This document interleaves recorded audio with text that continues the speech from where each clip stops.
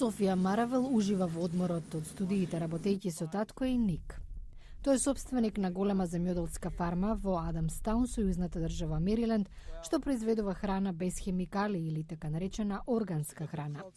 Софија воедно е член на движењето за одгледување на органски производи на коледжот на кој студира. Постои големо движење меѓу младите, барем на коледжот Колорадо, а знам и дека трендот е актуелен на други коледжи и универзитети во САД. За Софија, органската храна е клучна за поддршка на животната средина и човекот. Органската градина на нејзиниот коледж, например, продава зеленчук на кафетеријата. Вели, нејзиниот коледж сепак не нуди часови и практични проекти на оваа тема и покрај интересот.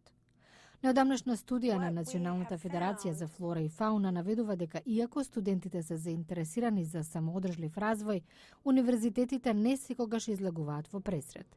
Истражувањето опфатило 160 студентски заедници. Джулијан Кенири раководи со студијата. По 20 годишна работа со студенти, сведоци сме на досега невидено ниво на ангажираност и креативност.